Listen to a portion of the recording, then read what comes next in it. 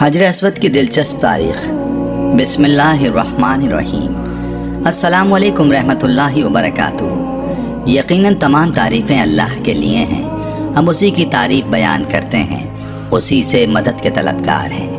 میں گواہی دیتا ہوں کہ اللہ کے سوا کوئی بھی معبود برحق نہیں۔ خانہ کعبہ کے مشرقی گوشے کی دیوار میں تقریباً 4 فٹ کی بلندی پر ایک قدیم اور مقدس ترین آسمانی پتھر نصب ہے، جنت کے یاقوتوں میں سے ایک ہے۔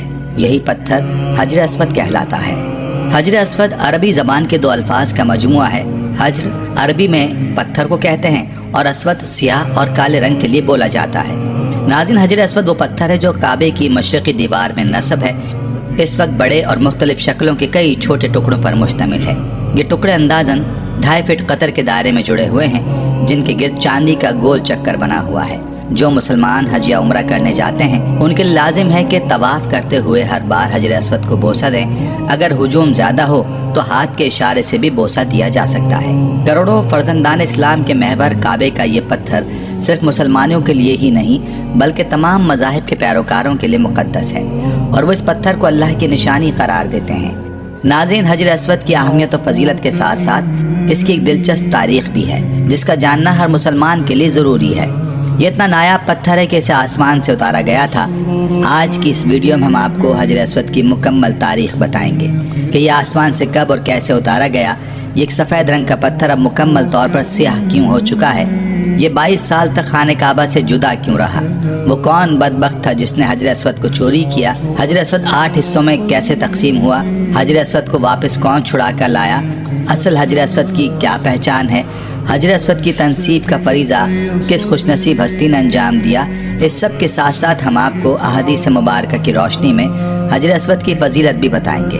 ان سب باتوں کے بارے میں جاننے کے لیے آپ سے گزارش ہے کہ ویڈیو کو آخر تک لازمی دیکھیں، اور اگر آپ ہمارے چینل پر نئے ہیں تو ہمارے چینل کو سبسکرائب کر لیں۔ ناظرین، خانہ کعبہ جو کہ پوری دنیا میں سب مسلمانوں کا قبلہ ہے اور دنیا کی پہلی مسجد الحرام کے وسط میں واقع ہے۔ مسجد الحرام کی خصوصیت یہ ہے کہ اللہ تعالیٰ نے اسے امن کا گہوارہ بنایا ہے، اور اس میں ایک نماز پڑھنے کا ثواب 1 لاکھ نماز پڑھنے کے برابر ہے۔ اللہ تعالیٰ نے خانہ کعبہ کی جگہ کو باقی زمین سے 1000 سال پہلے پیدا فرمایا۔ یہ خطہ پانی پر ایک جھاگ کی شکل میں تیر رہا تھا، پس اللہ تعالیٰ نے اس خطے کے نیچے زمین بچھا دی۔ حضرت آدم علیہ السلام جب اللہ کے حکم سے زمین پر اترے تو آپ علیہ السلام پر وحشت طاری ہو گئی، اور آپ علیہ السلام نے اللہ تعالیٰ سے دعا کی۔ اللہ تعالیٰ نے بیت المعمور کو زمین پر نازل کیا جو جنت میں یاقوت کا بنا ہوا تھا، اور اس میں سبز زبرجد کے 2 دروازے تھے، ایک دروازہ مشرقی طرف اور ایک دروازہ مغرب کی طرف لگا ہوا تھا۔ اللہ تعالیٰ نے اسے اسی جگہ رکھ دیا جہاں آج خانہ کعبہ موجود ہے۔ اللہ تعالیٰ نے حضرت آدم علیہ السلام کو حکم دیا کہ اسی طرح طواف کیا کر جس طرح میرے عرش کے گرد فرشتوں کو طواف کرتے دیکھا ہے، اور اس کے پاس اسی طرح نماز پڑھ جس طرح میرے عرش کے پاس نماز ادا کیا کرتا تھا۔ جب حضرت آدم علیہ السلام ارض ہند سے مکہ مکرمہ کی طرف پیدل روانہ ہوئے تو اللہ تعالیٰ نے ایک فرشتے کو مقرر کر دیا تاکہ حضرت آدم علیہ السلام کی بیت اللہ کی طرف رہنمائی کرے۔ حضرت آدم علیہ السلام نے مناسک حج ادا کیے۔ جب حج سے فارغ ہوئے تو فرشتوں سے ملاقات کی۔ فرشتوں نے کہا، اے آدم، اللہ تعالیٰ آپ کو حج کا بہترین بدلہ عطا فرمائے۔ ہم نے اس گھر یعنی بیت اللہ کا آپ سے 2000 سال پہلے طواف کیا تھا۔ حضرت آدم علیہ السلام نے ارض ہند سے مکہ مکرمہ کی طرف پیدل چل کر 40 مرتبہ حج فرمایا۔ بیت المعمور طوفان نوح تک زمین پر ہی رہا۔ اس کے بعد اللہ تعالیٰ نے اسے آسمان پر اٹھا لیا اور جبریل علیہ السلام کو حکم دیا کہ وہ حجر اسود طوفان نوح سے محفوظ رہے۔ چنانچہ خانہ کعبہ بیت اللہ کی جگہ حضرت ابراہیم علیہ السلام کے زمانے تک خالی رہی۔ طوفان نوح کے وقت جب خانہ کعبہ کی عمارت آسمان پر اٹھائی گئی اور یہ جگہ ایک اونچے ٹیلے کی مانند رہ گئی، پھر اسی بنیاد پر حضرت ابراہیم علیہ السلام نے خانہ کعبہ کو تعمیر فرمایا جب اللہ تعالیٰ نے ان کو حکم دیا کہ خانہ کعبہ کی تعمیر کرو۔ حضرت ابراہیم علیہ السلام نے اللہ تعالیٰ سے سوال کیا کہ وہ اس جگہ کو واضح کر دے جہاں بیت اللہ کی تعمیر کی جائے۔ اس وقت تک حضرت اسماعیل علیہ السلام بھی پیدا ہو چکے تھے۔ حضرت علی رضی اللہ عنہ اور حضرت حسن رضی اللہ عنہ سے مروی ہے کہ حضرت عباس رضی اللہ عنہ نے فرمایا کہ اللہ تعالیٰ نے ایک بادل کے ٹکڑے کو خانہ کعبہ کی جگہ کے تعین کے لیے بھیجا۔ جب وہ بادل کا ٹکڑا چلا تو حضرت ابراہیم علیہ السلام اس کے سائے میں چلتے رہے، یہاں تک کہ مکہ مکرمہ آیا تو بادل کا ٹکڑا بیت اللہ کی جگہ ٹھہر گیا۔ یہاں حضرت ابراہیم علیہ السلام کو آواز دی گئی کہ بادل کے ٹکڑے کے سائے کے نیچے خانہ کعبہ یعنی بیت اللہ کی تعمیر کرو، نہ اس میں کمی کرو اور نہ زیادتی کرو۔ خانہ کعبہ کی جگہ کا تعین اور ظاہر ہونے کے بعد حضرت ابراہیم علیہ السلام نے خانہ کعبہ کی تعمیر شروع کی۔ حضرت اسماعیل علیہ السلام پتھر لا کر دیتے تھے۔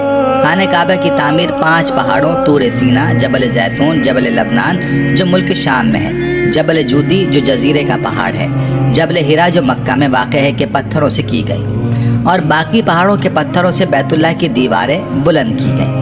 جب حضرت ابراہیم علیہ السلام نے حجر اسود کی جگہ تک بیت اللہ کی تعمیر مکمل کر لی تو اپنے بیٹے اسماعیل علیہ السلام سے فرمایا، میرے پاس ایک بہترین اور خوبصورت پتھر لاؤ جو لوگوں کے لیے بطور علامت برقرار رہے۔ حضرت اسماعیل علیہ السلام ایک پتھر لائے۔ حضرت ابراہیم علیہ السلام نے فرمایا، اس سے بھی اچھا پتھر لاؤ۔ چنانچہ اسماعیل علیہ السلام پتھر کی تلاش میں نکلے تو جبل ابو قیس سے آواز آئی، اے اسماعیل، تیرے لیے میں نے ایک امانت رکھی ہے، بس تو اس کو لے لے۔ حضرت اسماعیل علیہ السلام حجر اسود کو لائے اور اسے اس کی جگہ پر رکھ دیا۔ ناظرین، حجر اسود جنت کی یاقوتوں میں سے ایک ہے جسے سیدنا آدم علیہ السلام اپنے ساتھ جنت سے لائے تھے اور تعمیر بیت اللہ کے وقت ایک گوشے میں نصب فرمایا تھا۔ طوفان نوح علیہ السلام میں آدم علیہ السلام کا تعمیر کردہ بیت اللہ آسمانوں پر اٹھائے جاتے وقت اس متبرک پتھر کو شکم جبل ابی قیس میں امانتاً رکھ دیا گیا تھا۔ پھر تعمیر ابراہیمی کے وقت جبریل علیہ السلام نے اللہ تعالیٰ کے حکم سے سیدنا ابراہیم خلیل اللہ کی خدمت عالیہ میں پیش کر دیا تھا۔ اس طرح اسے پھر اسی جگہ کی زینت بنا دیا گیا جہاں پہلے رونق افروز تھا۔ اس کے فضائل اور اوصاف میں حضور نبی اکرم صلی اللہ علیہ وآلہ وسلم کے بہت سے ارشادات حدیث اور تاریخ کتابوں کی زینت بنے ہوئے ہیں، لیکن جنت کا یہ انمول موتی عالی مرتبت مقدس و متبرک یاقوت گردش ایام کے ستم زانیوں سے محفوظ نہ رہ سکا۔ متعدد بار اسے فساق و فجار ظالموں کے ہاتھوں تختہ مشق بننا پڑا، بارہا حوادث کا شکار ہوا اور اس کے نازنین بدن پر کتنی مرتبہ ہی زخم آئے۔ طوفان نوح علیہ السلام میں آدم علیہ السلام کا تعمیر کردہ بیت اللہ آسمانوں پر اٹھائے جاتے وقت اس متبرک پتھر کو شکم جبل ابی قیس میں امانت میں رکھ دیا گیا تھا۔ تاریخ میں کم از کم 6 واقعات ایسے ملتے ہیں جب حجر اسود کو چوری کیا گیا یا اس کو توڑنے کی کوشش کی گئی۔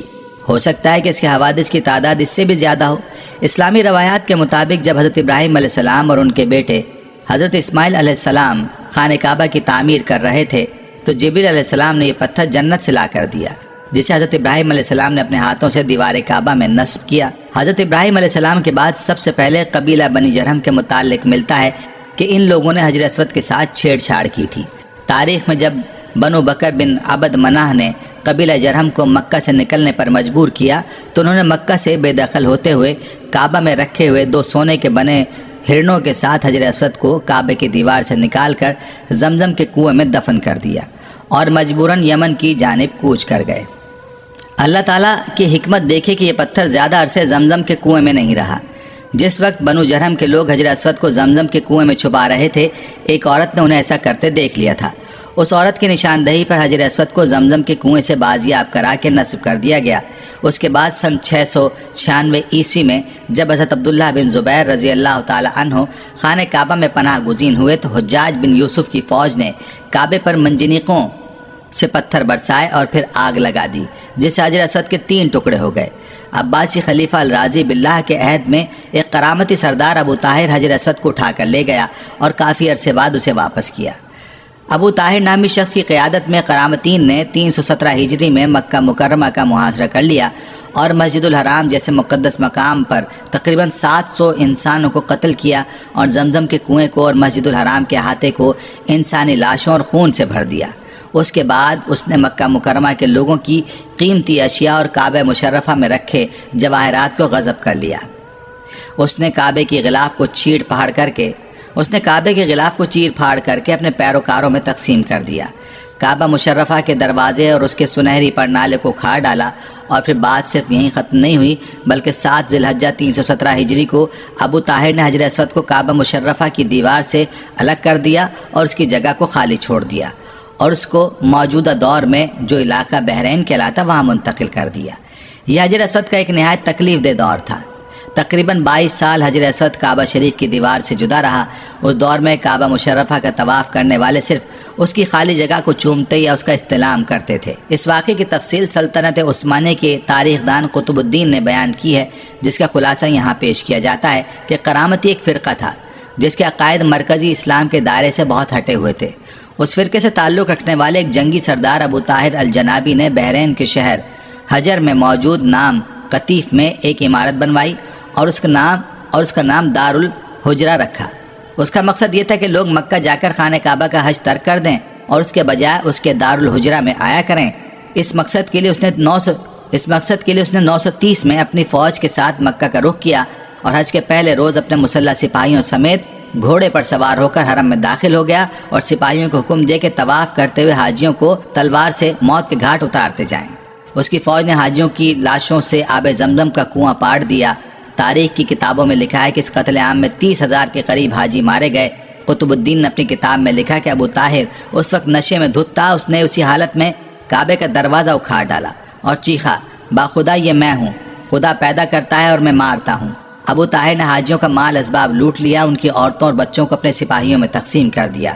اب اسے مقام ابراہیم کی تلاش تھی، لیکن کعبے کے متولیوں نے اسی افراتفری کے دوران اسے چھپا دیا تھا، اس لیے وہ اسے نہیں ملا۔ مشہور مفسر اور مورخ ابن کثیر کی مشہور تاریخ کی جلد 11 میں اس کے بعد کے واقعے کا ذکر کرتے ہیں۔ پھر اس نے حجر اسود کو اکھاڑنے کا حکم دیا۔ اس وقت ایک شخص نے آ کر اپنے ہاتھ کی ایک بھاری چیز سے اس پر ضرب لگائی اور کہا، کہاں ہے وہ تیرا ابابیل اور کہاں ہے وہ تیرا حجارہ من سجیل؟ ابو طاہر حجر اسود کو اونٹ پر لدوا کر اپنے شہر کی طرف چل پڑا۔ ابن کثیر لکھتے ہیں، جب کرامتی اس حجر اسود کو لے کر اپنے شہر کی طرف روانہ ہوا تو اس وقت امیر مکہ اور اس کے اہل بیت سب اس کے پیچھے پیچھے روانہ ہوئے اور اسے درخواست کی، سفارشیں پہنچائی کہ وہ حجر اسود واپس کر دے تاکہ اپنی جگہ پر اسے رکھ دیا جائے، اور اس کے عوض اپنی ساری جائیدادیں دینے کی پیشکش کی، مگر اس نے ایک نہ سنی اور سب کو ہلاک کر ڈالا۔ طاہر حجر اسود کو اپنے ساتھ بحرین لے گیا اور اسے اپنی تعمیر کردہ عمارت میں رکھوا دیا۔ حجر اسود 22 سال تک اس کی تحویل میں رہا، تاہم ابو طاہر کی یہ امید کہ اب لوگ اس کے شہر آ کر حج کیا کریں گے پوری نہیں ہوئی۔ لوگ اب بھی خانہ کعبہ جاتے رہے، حجر اسود کی خالی جگہ کو چومتے رہے۔ پھر اللہ سبحانہ تعالیٰ کی مشیت دیکھیے کہ 22 سال بعد 10 ذوالحجہ 339 ہجری کو کرامتین قبیلے میں سے ہی ایک آدمی نے حجر اسود کو آزاد کرایا اور واپس حجر اسود کے اصل مقام پر پیوست کروا دیا۔ کہا جاتا ہے کہ جب ابو طاہر چیچک کا شکار ہو کر 38 برس کی عمر میں مر گیا تو اس کا جانشین سنبر ابن الحسن کرامتی 20 مئی 951 کو حجر اسود لے کر مکہ مکرمہ آیا۔ اس موقع پر مکہ کے حکمران جعفر محمد ابن عبدالعزیز بھی موجود تھے، جنہوں نے دیکھا کہ حجر اسود کو چاندی کی تاروں سے باندھا ہوا ہے، کیونکہ اس دوران اس میں 5 دراڑیں پڑ گئی تھیں۔ حسن ابن المرزوق نامی معمار نے یہ پتھر اپنی جگہ پر نصب کیا۔ سنبر نے اس موقع پر کہا، ہم اسے خدا کی طاقت سے لے گئے تھے اور اسی کی مرضی سے واپس کر رہے ہیں۔ وہ اسے اپنے حکم سے لے گیا تھا اور اپنے حکم سے ہی واپس کر دیا۔ دوسری کتابوں میں آتا ہے کہ اس وقت کے عباسی خلیفہ المقتدر نے کرامتیوں کو حجر اسود واپس کرنے کے لیے 50,000 درہم کی پیشکش کی تھی، مگر انہوں نے اسے مسترد کر دیا۔ حجر اسود کی غیر موجودگی کے 21 برسوں کے دوران حج بڑی حد تک معطل رہا، کیونکہ کرامتی حاجیوں کے قافلے لوٹ لیا کرتے تھے۔ مشہور و معروف مورخ ابن خلدون نے بھی اپنی تاریخ میں اس کا ذکر کیا ہے۔ وہ اس کتاب کی جلد 4 میں لکھتے ہیں کہ کرامتیوں نے خانہ کعبہ کا دروازہ توڑ ڈالا۔ ایک شخص میزاب اتارنے کے لیے خانہ کعبہ پر چڑھا، گر کر مر گیا۔ مقتولین کچھ تو چاہے زمزم میں پھینک دیے گئے، باقی مانندگان کو مسجد حرام میں جو جہاں مارا گیا اسی مقام پر بلا غسل نماز جنازہ اور کفن دفن کر دیا گیا۔ غلاف کعبہ کو اپنے ہمراہیوں میں تقسیم کر دیا اور اہل مکہ کے مکانات کو لوٹ لیا گیا۔ اس وقت ایک مسئلہ یہ ضرور پیش آیا، کیا واقعی اصل حجر اسود ہی ہے یا نہیں؟ تو اس وقت مسلمانوں کے ایک دانشور نے کہا کہ وہ اس کو ٹیسٹ کر کے بتا دے گا کہ یہ اصل حجر اسود ہے یا نہیں، کیونکہ اس نے اس کے بارے میں احادیث کا مطالعہ کر رکھا تھا۔ اس نے حجر اسود پر آگ لگائی تو حجر اسود کو آگ نہیں لگی اور نہ ہی وہ گرم ہوا۔ پھر اس نے اس کو پانی میں ڈبویا تو یہ پتھر ہونے کے باوجود اپنی خصلت کے برخلاف پانی میں ڈوبا نہیں، بلکہ سطح آب پر تیرتا ہی رہا۔ اس سے ظاہر ہو گیا کہ یہ اصل جنت کا پتھر ہی ہے، کیونکہ جنت کا پتھر کا آگ سے اور غرق یابی سے بھلا کیا تعلق ہو سکتا ہے۔ ناظرین، کہا جاتا ہے کہ جب یہ فیصلہ ہوا کہ حجر اسود کو واپس کیا جائے گا تو اس سلسلے میں خلیفہ وقت نے ایک بہت بڑے عالم اور محدث شیخ عبداللہ کو حجر اسود کی وصولی کے لیے ایک وفد کے ساتھ بحرین بھجوایا۔ یہ واقعہ علامہ سیوطی کی روایت سے اس طرح نقل کیا گیا ہے کہ جب شیخ عبداللہ بحرین پہنچ گئے تو بحرین کے حاکم نے ایک تقریب کا اہتمام کیا جس میں حجر اسود کو ان کے حوالے کیا گیا اور ایک پتھر خوشبودار اور خوبصورت غلاف میں سے نکالا گیا۔ یہ حجر اسود ہے، اسے لے جائیں۔ محدث عبداللہ نے فرمایا کہ نہیں، بلکہ حجر اسود کی 2 نشانیاں ہیں۔ اگر یہ پتھر اس معیار پر پورا اترا تو یہ حجر اسود ہوگا اور ہم لے جائیں گے۔ پہلی نشانی یہ کہ پانی میں ڈوبتا نہیں ہے، دوسری یہ کہ آگ سے گرم نہیں ہوتا۔ اب اس پتھر کو جب پانی میں ڈالا گیا تو وہ ڈوب گیا، اور پھر اسے آگ میں ڈالا گیا تو سخت گرم ہو گیا۔ فرمایا ہم اصل حجر اسود کو لیں گے۔ پھر اصل حجر اسود کو لایا گیا اور آگ میں ڈالا گیا تو وہ ٹھنڈا نکلا۔ پھر پانی میں ڈالا گیا تو وہ پھول کی طرح پانی کے اوپر تیرنے لگا۔ تو محدث عبداللہ نے فرمایا یہی ہمارا حجر اسود ہے، اور یہی خانہ کعبہ کی زینت ہے، اور یہی جنت والا پتھر ہے۔ یہ سب دیکھ کر ابو طاہر سلیمان کرامتی نے بڑے تعجب سے محدث عبداللہ سے پوچھا کہ آپ کو یہ باتیں کہاں سے معلوم ہوئیں؟ تو محدث عبداللہ نے جواب دیا کہ ہمیں یہ معلومات آقا محمد صلی اللہ علیہ وآلہ وسلم سے ملی ہیں کہ حجر اسود پانی میں ڈوبے گا نہیں، آگ سے گرم نہیں ہوگا۔ اور اس کے بعد جب قافلہ واپس مکہ کی طرف روانہ ہوا تو حجر اسود کو ایک کمزور اونٹنی پر رکھا گیا، جس نے تیز رفتاری سے اسے خانہ کعبہ تک پہنچا دیا۔ حجر اسود کی وجہ سے اس اونٹنی میں زبردست طاقت آ گئی تھی، کیونکہ حجر اسود اپنے مرکز بیت اللہ کی طرف واپس جا رہا تھا۔ کہا جاتا ہے کہ جب حجر اسود کو بیت اللہ سے نکال کر بحرین لایا جا رہا تھا تو جس اونٹ پر بھی رکھا جاتا وہ کچھ فاصلے کے بعد مر جاتا، حتیٰ کہ بحرین پہنچتے تک 40 اونٹ مر گئے تھے۔ یہ واقعہ تاریخ کی مستند کتاب البدایہ والنہایہ اور المنتظم میں موجود ہے۔ ناظرین، اسی طرح سن 363 ہجری میں ایک رومی شخص نے اپنے کلہاڑے سے حجر اسود پر کاری ضرب لگائی، جس سے اس پر چٹکنے کا ایک واضح نشان پڑ گیا۔ اس نے دوسری شدید ضرب لگانے کے لیے جیسے ہی اپنے کلہاڑے کو اٹھایا، اللہ سبحانہ تعالیٰ کی مدد آن پہنچی، اور قریب ہی موجود ایک یمنی شخص نے جو اس کی گھناؤنی کارروائی دیکھ رہا تھا، چشم زدن میں اس نے اسے قتل کر ڈالا، اور اس کے حجر اسود پر دوسری ضرب لگانے کی خواہش دل ہی میں رہ گئی۔ اس کے بعد 413 ہجری میں فاطمید نے اپنے 6 پیروکاروں کو مکہ مکرمہ بھیجا، جس میں سے ایک الحاکم العبیدی تھا، جو ایک مضبوط جسم کا مالک تھا، سنہرے بالوں والا، طویل قد و قامت والا انسان تھا۔ وہ اپنے ساتھ ایک تلوار اور ایک لوہے کی سلاخ لایا تھا۔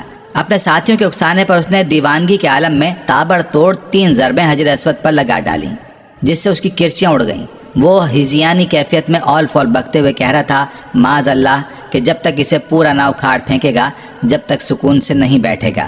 بس اس موقع پر ایک مرتبہ پھر اللہ سبحانہ تعالیٰ کی مدد آن پہنچی، اور گھڑ سواروں کے ایک دستے نے ان سب افراد کو گھیر لیا اور ان سب کو پکڑ کر قتل کر دیا، اور بعد میں ان کی لاشوں کو بھی جلا دیا۔ ناظرین، اسی طرح ایک واقعہ سن 990 ہجری میں بھی وقوع پذیر ہوا، جب ایک غیر عرب باشندہ اپنے ہتھیار کے ساتھ مطاف میں آیا اور اس نے حجر اسود کو ایک ضرب لگا دی۔ عین اسی وقت اس وقت کا ایک شہزادہ نصیر مطاف میں موجود تھا، جس نے اسے فوری طور پر موت کے گھاٹ اتار دیا۔ اور پھر سن 1351 ہجری کے محرم کے مہینے میں ایک افغانی باشندہ مطاف میں آیا اور اس نے حجر اسود کا ایک ٹکڑا توڑ کر باہر نکال دیا اور کعبے کے غلاف کا ایک ٹکڑا چوری کر ڈالا۔ اس نے کعبے کی سیڑھیوں کو بھی نقصان پہنچایا۔ کعبہ مشرفہ کے گرد کھڑے محافظوں نے اسے پکڑ لیا اور پھر اسے مناسب کارروائی کے بعد موت کی سزا دے دی گئی۔ اس کے بعد 28 ربیع الاول سن 1351 ہجری کو شاہ عبدالعزیز نے اس پتھر کو دوبارہ کعبہ مشرفہ کی دیوار میں نصب کیا، جو اس فاتر العقل افغانی نے نکال باہر کیا تھا۔ حجر اسود اس وقت ایک مکمل پتھر کی صورت میں نہیں ہے جیسا کہ یہ جنت سے اتارا گیا تھا، بلکہ حوادث زمانہ نے اس متبرک پتھر کو، جس کو بوسہ دینے کے لیے اہل ایمان کے دل ہر وقت بے چین رہتے ہیں، 8 ٹکڑوں میں تبدیل کر دیا ہے۔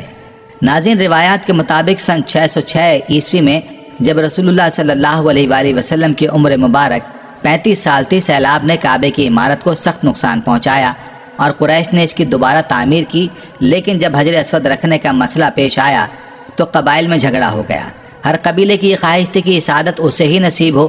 رسول اللہ صلی اللہ علیہ وآلہ وسلم نے اس جھگڑے کو طے کرنے کے لیے یہ طریقہ اختیار کیا کہ حجر اسود کو ایک چادر میں رکھا اور تمام سرداران قبائل سے کہا کہ وہ چادر کے کونے پکڑ کر اٹھائیں۔ چنانچہ سب نے مل کر چادر کو اٹھایا، اور جب چادر اس مقام پر پہنچی جہاں اسے رکھا جانا تھا تو آپ نے اپنے مبارک ہاتھوں سے اس کو دیوار کعبہ میں نصب کر دیا۔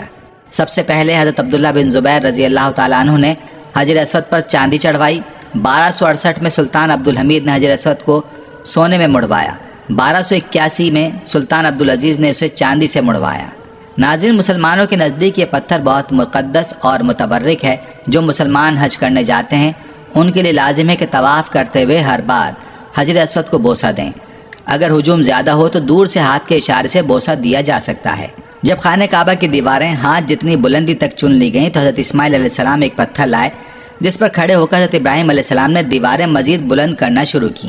روایت ہے کہ جوں جوں دیوار اونچی ہوتی جاتی یہ پتھر اپنے آپ ہی بلند ہوتا جاتا تھا، اور جب ابراہیم علیہ السلام اس پتھر پر سے اترنا چاہتے تھے تو نیچے ہو جاتا تھا۔ اس پتھر پر حضرت ابراہیم علیہ السلام کے قدموں کے نشان اول اسلام سے ابھی تک موجود ہیں۔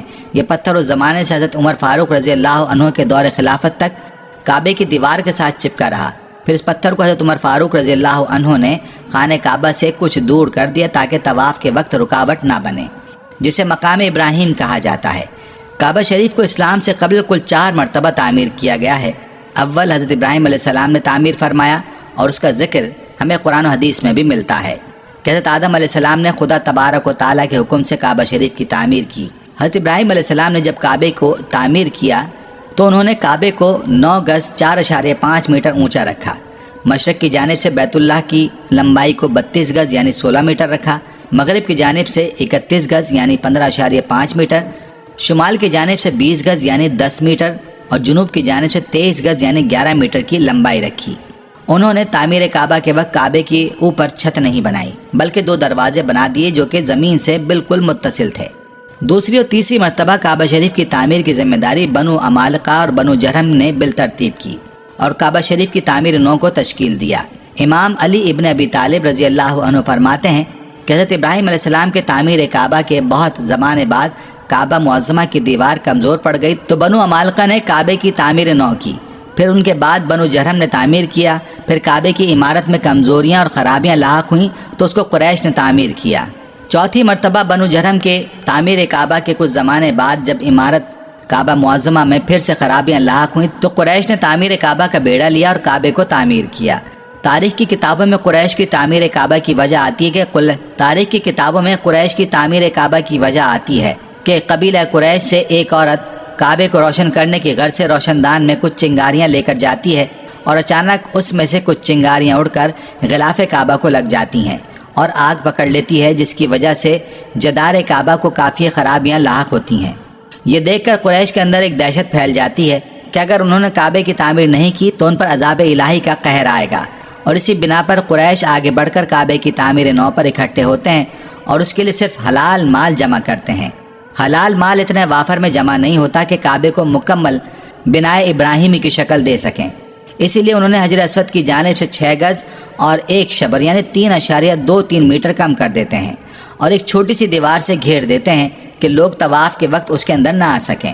اہل قریش نے تعمیر کعبہ کے وقت کچھ تبدیلیاں بھی کیں، جیسے کہ انہوں نے کعبے کی اونچائی کو 9 گز یعنی 4.5 میٹر سے 18 گز یعنی کل 9 میٹر تک بڑھا دیا اور ساتھ ہی کعبے کے اوپر چھت بھی ڈال دی گئی۔ باب غربی کو بند کر دیا گیا جبکہ باب شرقی کی اونچائی بھی کچھ زیادہ بڑھا دی گئی، اور سب سے اہم بات یہ کہ قریش کے کعبے کی اس تعمیر 9 میں ہمارے پیارے آقا صلی اللہ علیہ وآلہ وسلم بھی شامل تھے۔ ناظرین، اب یہاں آپ کو حجر اسود کی فضیلت کے بارے میں کچھ احادیث مبارکہ سے سناتے چلیں۔ پیارے آقا کریم صلی اللہ علیہ وآلہ وسلم نے فرمایا، حجر اسود جنت سے آیا ہوا پتھر ہے، یہ دودھ سے زیادہ سفید تھا، بنو آدم کے گناہوں نے اسے کالا کر دیا۔ بعض روایات سے معلوم ہوتا ہے کہ اس مبارک پتھر کا وہ حصہ جو دیوار کے اندر ہے وہ سفید ہی ہے، جیسے کہ حضرت مجاہد فرماتے ہیں کہ جب حضرت عبداللہ بن زبیر نے بیت اللہ کو دوبارہ تعمیر کی غرض سے منہدم کیا تو میں نے دیکھا کہ حجر اسود کا وہ حصہ جو دیوار کے اندر تھا وہ سفید تھا۔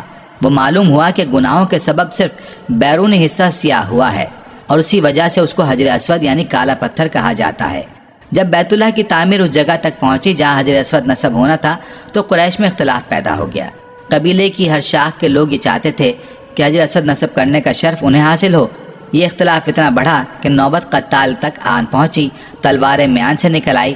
اتنے میں ابو امیہ مخزومی جو قریش کے معمر شخص تھے اٹھے اور کہنے لگے، ہمارے درمیان اس نزاع کا فیصلہ وہ شخص کرے گا جو کل سب سے پہلے بنو شیبہ دروازے سے حرم میں داخل ہوگا۔ اس بات پر سب متفق ہو گئے۔ ادھر فیصلہ خداوندی ہو چکا تھا کہ اس کے ہونے والے نبی محمد صلی اللہ علیہ وآلہ وسلم اس شرف سے بہرور ہوں گے۔ چنانچہ اگلے دن سب سے پہلے داخل ہونے والی ذات علی سرور دو عالم کی تھی۔ لوگوں نے آپ کو دیکھا تو بیک آواز میں کہا، یہ امین ہے، ہم ان کے فیصلے پر راضی ہیں۔ آپ صلی اللہ علیہ وآلہ وسلم کو صورتحال سے باخبر کیا گیا۔ آپ صلی اللہ علیہ وآلہ وسلم نے ایک چادر طلب کی اور دست مبارک سے حجر اسود کو اٹھا کر اس کے درمیان رکھ کر فرمایا، ہر قبیلے کے سردار چادر کے کونوں کو پکڑ کر اس کو وہاں تک پہنچا دے۔ تب آپ صلی اللہ علیہ وآلہ وسلم نے دست مبارک سے اس پتھر مبارک کو اٹھا کر اس کی جگہ پر نصب فرما دیا۔ آپ کے اس حکیمانہ فیصلے پر سب نے رضامندی اور خوشی کا اظہار کیا۔ کعبے کی دیوار کے جس گوشے میں یہ نصب کیا گیا اسے رکن حجر اسود کہتے ہیں۔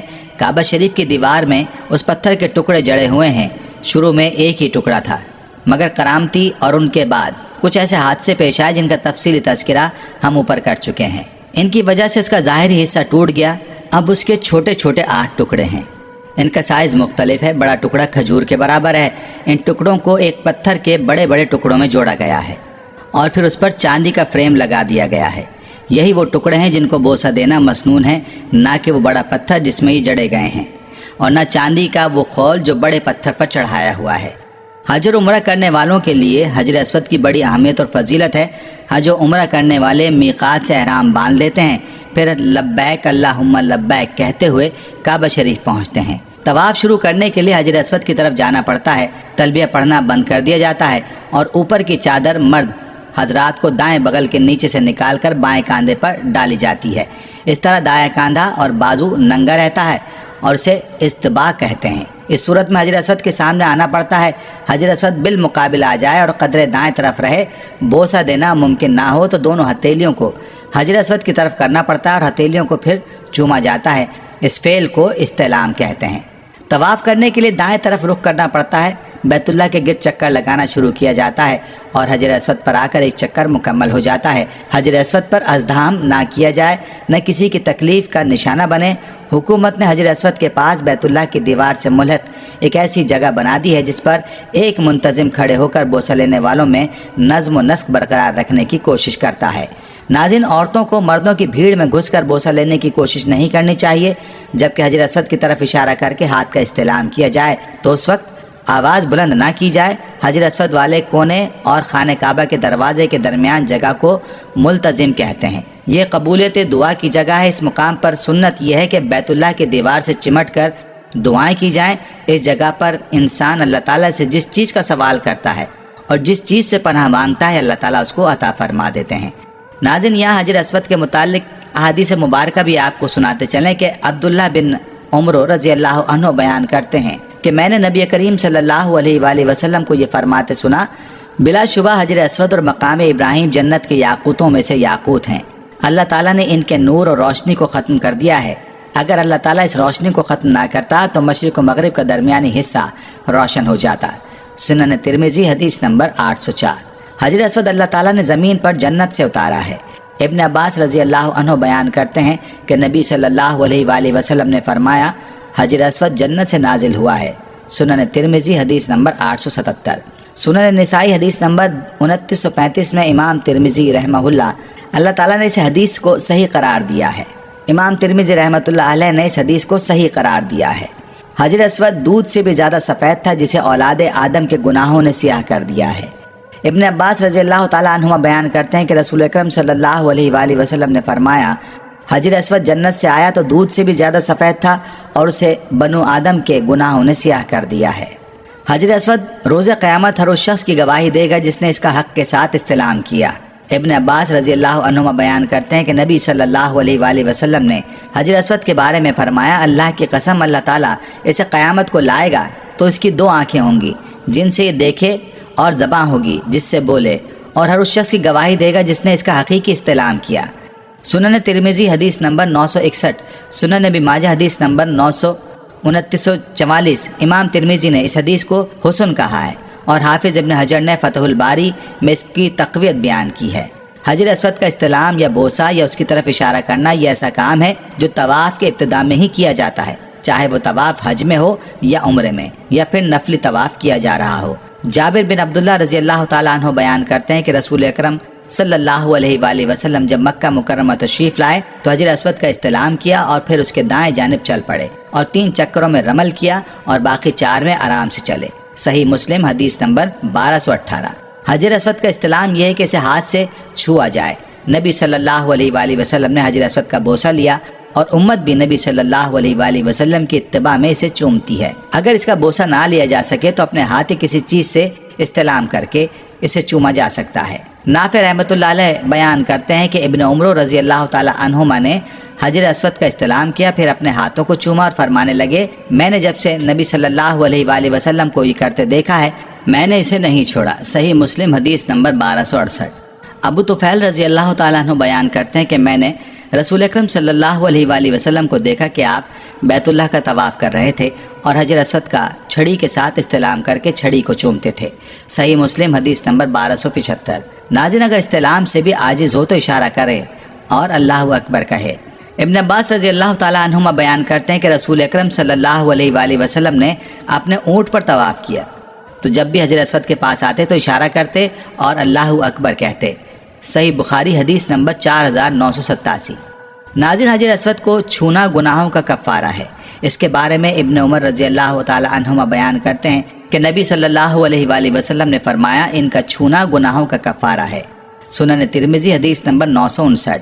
امام ترمذی نے اسے حسن اور امام حاکم نے صحیح قرار دیا اور امام ذہبی نے اس کی موافقت کی ہے۔ ناظرین، حجر اسود کی فضیلت کے لیے یہ بات کافی ہے کہ نبی کریم صلی اللہ علیہ وآلہ وسلم کا دست مبارک اور ہونٹ مبارک اس پر لگے ہیں۔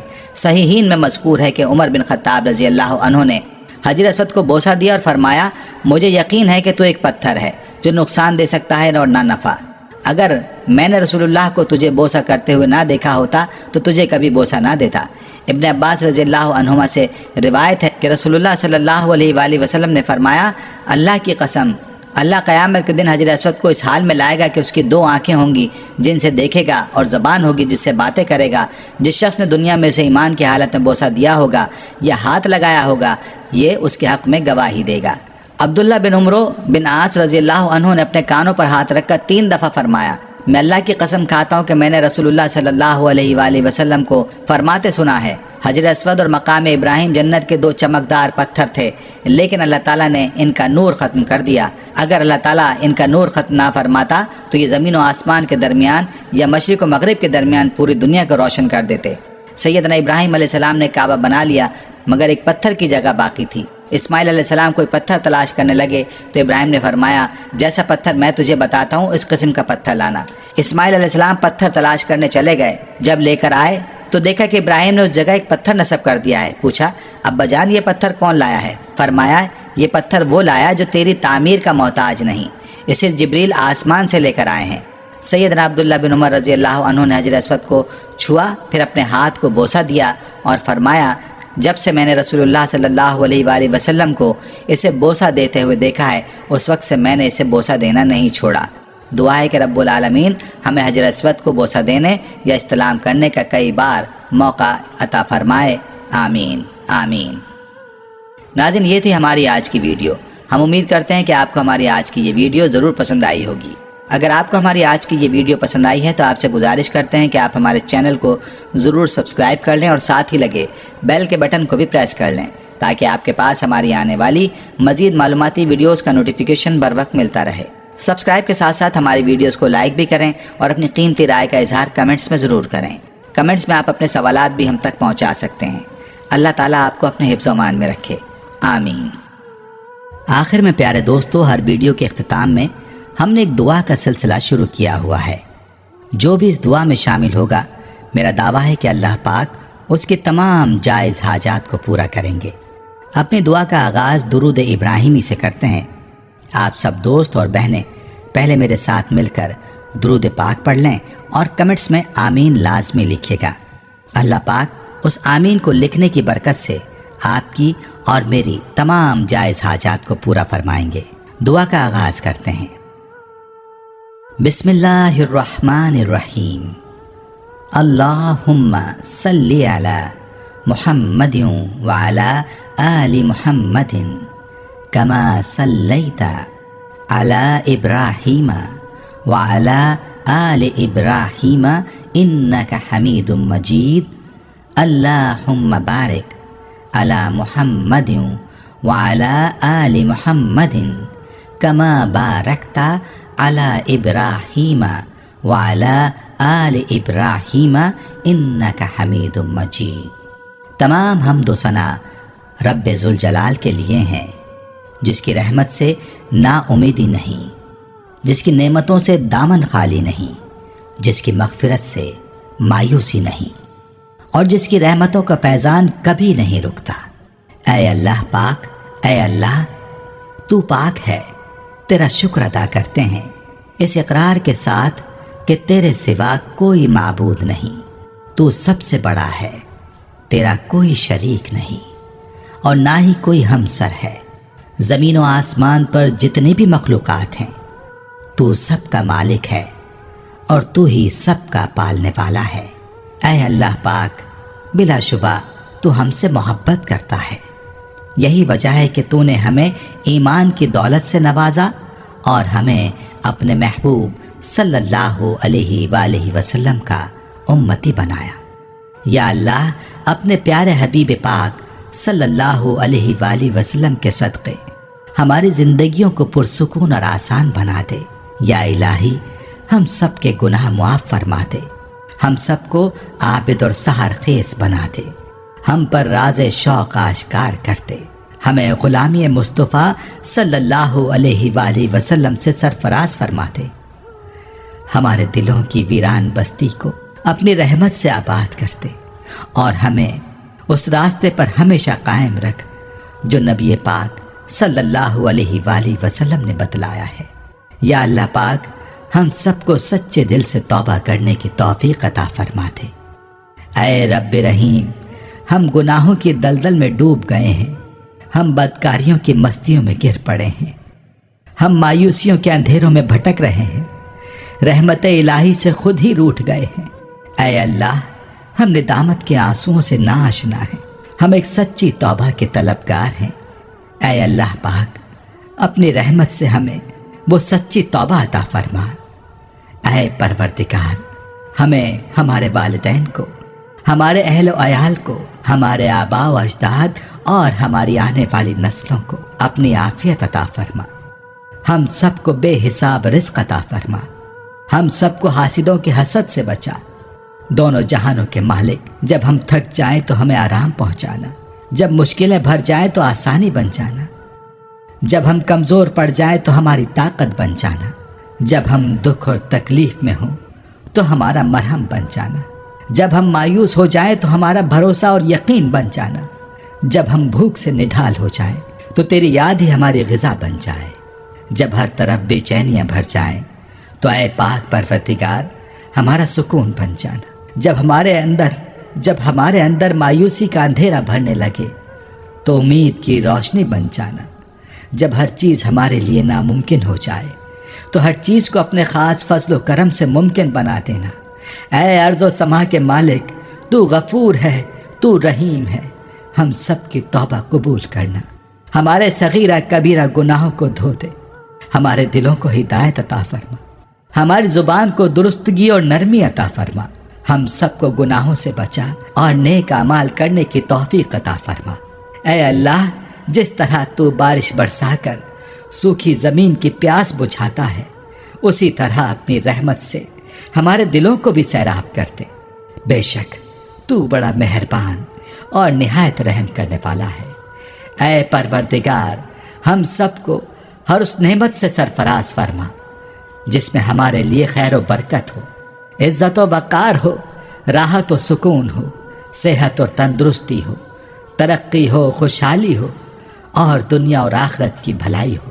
اے ہمارے اللہ، ہماری زندگیوں کو محبت کا عنوان بنا دے کہ ہم سب سے زیادہ تجھ سے محبت کریں، تجھ کو فوقیت دیں، تیری عبادت کریں، تیرا حکم مانیں، تیرے بتائے ہوئے راستے پر چلتے رہیں یہاں تک کہ ہماری زندگی تمام ہو جائے، اور تو ہمیں اپنے نور سے ڈھانپ لے، وہ نور جو ہمارے سینے کو منور کر دے، وہ نور جو قبر کو روشن کر دے، وہ نور جو پل صراط پر روشنی بن جائے۔ اے ہمارے رب، ہم کو بھی ان خوش نصیبوں میں شامل فرما جن کی توبہ تو قبول کرتا ہے، جن کے گناہوں کو تو اپنے فضل و کرم اور رحمت سے نیکیوں میں تبدیل کرتا ہے۔ یا اللہ، ہمارے پاس کوئی عمل نہیں ہے، ہمیں صرف تیری رحمت کا آسرا ہے۔ اے پروردگار، ہمیں اپنی رحمت میں ڈھانپ لے۔ اے بلندیوں کے بادشاہ، اے رب کائنات، ہمارے دل اور ہمارے قدم اپنی رضا کی طرف پھیر دے۔